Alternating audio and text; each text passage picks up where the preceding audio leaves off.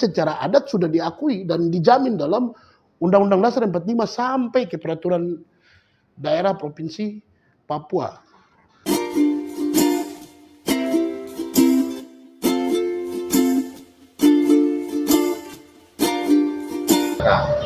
Baik, selamat malam Kakak Direktur Wilayah Papua. Malam. Selamat malam. Selamat malam juga untuk semua kawan-kawan penonton setia Ketua TV. Baik, malam ini kita bicara soal masyarakat adat suku Awiu, Marga Woro memperjuangkan tanah adat di Bovendi ya. Perusahaan mengambil tanah milik masyarakat adat sebesar berapa ribu ya Kak? 39.094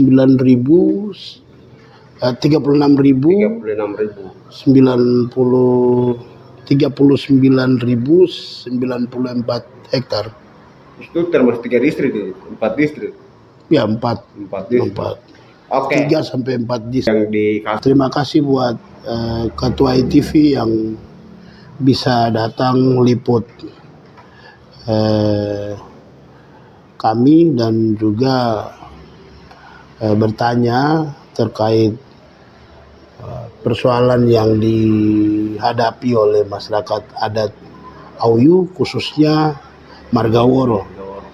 Nah, saya sendiri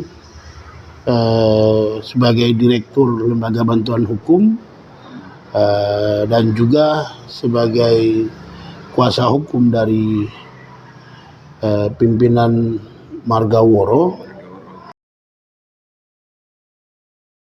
Marga Woro ini adalah salah satu marga yang wilayah adat Marga Woro, marganya ya, itu menjadi korban atas tindakan pemberian izin tersebut.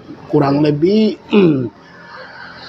ada 200-an hektar milik Marga Woro yang akan terdampak. Selain Marga Woro ada marga-marga lain juga yang bakal terdampak. Kalau dari data yang kami lihat yang ditunjukkan oleh AMDAL milik perusahaan itu 12 marga. Sementara marga klien kami Woro itu tidak masuk di dalam 12 marga yang disebutkan oleh AMDAL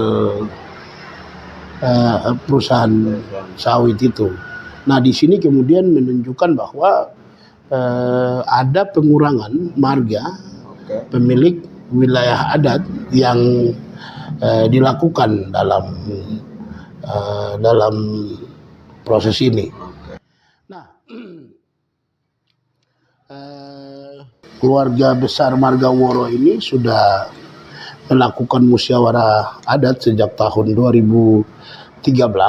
Setelah perusahaan ini masuk? Belum. 2013 dan dalam musyawarah adat yang dilakukan oleh Marga Woro, mereka kemudian memilih dan menetapkan Frankie Woro yang adalah penggugat di Pengadilan Tata Usaha Negara Jayapura itu sebagai pimpinan Marga Woro.